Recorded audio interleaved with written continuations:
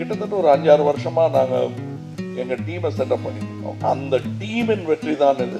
கொஞ்சம் படபடன்னு பேசுவேன். சரி இருங்க அடுத்த வரி கேளுங்க. இல்லை இது போதும், இந்த 2 வரி போதும். இது 60 நாள் படம், 2 படங்கிறதுனால பிரிச்சுக்கிட்டீங்கன்னா 30 நாளைக்கு ஒரு படம். எல்லாம் எப்படி தெரியும்னா ஸ்ருதிக்கு தெரியும், அதனால எனக்கு தெரியும். இந்த கைத்தட்டலுக்காவது மயங்கி இனி வரும் படங்களிலும் இவர்கள் இதை செய்வார்கள்.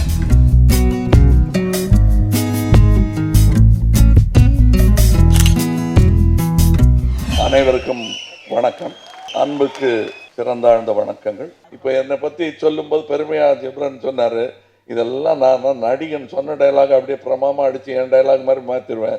கவிஞர் வரிகள்லாம் என் வரி மாதிரி ஆகிடும், நானே சொன்ன மாதிரி ஆகிடும். அப்படித்தான் இந்த கிச்செல்லாம் எப்படி தெரியும்னா ஸ்ருதிக்கு தெரியும், அதனால எனக்கு தெரியும். 2 முறை ரசிகனாவது என்பது ரொம்ப ரேராக தான் நடக்கும். இளையராஜா அவர்களுடைய இசையரங்கத்தில் ஒரு பாட்டு கேட்டிருந்து அந்த ரெக்கார்டிங் மெஷின் மேலே சாஞ்சிக்கிட்டு கேட்டுட்டு இருந்து நிமிர்ந்து நின்னேன். யார் எழுதினது? இவர் தான் வேணும் என் படத்துக்குன்ட்டேன். நான் கொஞ்சம் படபடன்னு பேசுவேன். சரி இருங்க அடுத்த வரி கேளுங்க. இல்லை இது போதும், இந்த 2 வரி போதும். வானம் எனக்கு ஒரு போதி வரும், நாளும் எனக்கு ஒரு செய்தி தரும். அவர் அந்த செய்தி எனக்கு சொல்லுங்க அப்படின்ட்டேன். நான் அதிலிருந்து வந்தது தான் அந்தி மழை பொழிகிறது. அதுக்கப்புறம் அவர் மழை என் காட்டில் பொழிஞ்சுக்கிட்டே இருக்கிறது. அதற்கு பிறகு இந்த மாதிரி ஒரு நல்ல கவிஞர் வர வேண்டும் என்பது எல்லோரையும் போல் அவரை தவிர வேறு எல்லாருக்கும் பிரார்த்தனையாக, அவருடைய ஆசையாக இருந்திருக்கும். அது அப்படி இருக்கும்பொழுது திடீர்னு ஒரு பாட்டு, சிம்பிள் சாங் நல்லா இருக்காது, இந்த கவிஞனை பிடிச்சிட்டு வாங்க, அது யாருன்னு சொல்லி ராஜேஷ் தான் தேடினாரு. தேடி பார்த்ததும் சாரி வச்சிருக்கேன் இந்த வைரமுத்துக்குன்னு பார்த்தா அதுவும் வைரமுத்து தான்.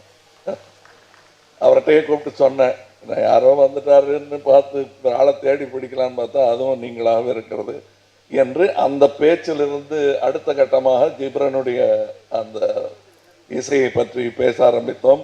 இன்று அந்த பேச்சு செயலாக இசையாக மாறி இருக்கிறது. இந்த படத்தை 40 நாளில் எடுத்தாங்க, 38 நாளில் எடுத்தாங்க, வெவ்வேறு நம்பர்கள் சொல்லப்படுகிறது. இது 2 மொழிகளில் உருவான படம்.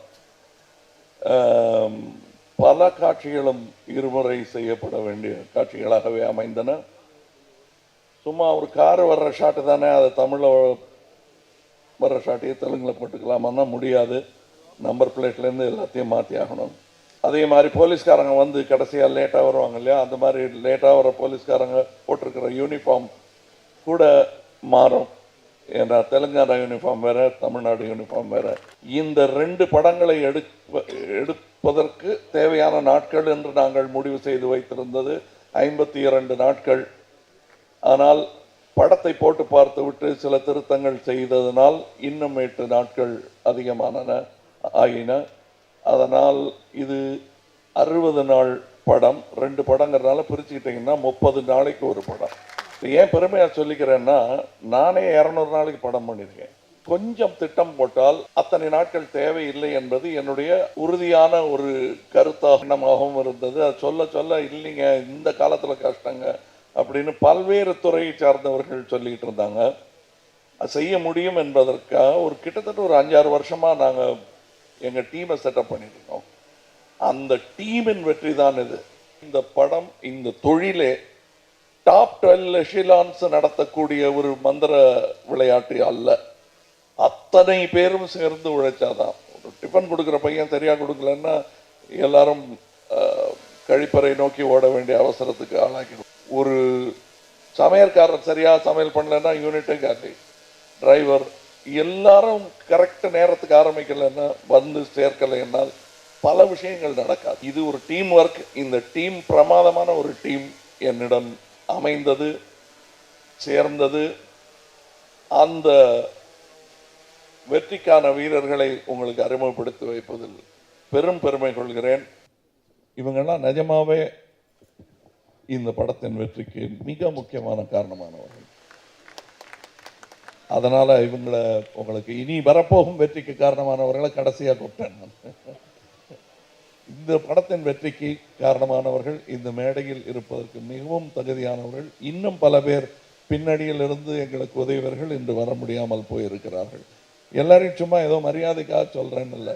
எங்கள் செட்டில் எல்லாரும் ஒரு குரூவாக ஒரு ஃபேமிலியாக இருந்து வேலை செய்ததனால்தான் இந்த படம் இவ்வளவு எளிதாக இத்தனை ஒத்திகைக்கான நேரங்கள் ஒதுக்கி செய்ய முடிந்தது. Prakash, wherever you are, thank you for all the work, for all the rehearsals. எல்லா ஆர்டிஸ்டும் ஒழுங்காக வந்து இந்த படத்துக்கு ரிஹர்சலுக்கு ஸ்கிரிப்டை படித்தாங்க. கைத்தட்டலாம். இந்த கைத்தட்டலுக்காகவாது மயங்கி இனி வரும் படங்களிலும் இவர்கள் இதை செய்வார்கள், செய்ய கடவுது. நன்றி, வணக்கம்.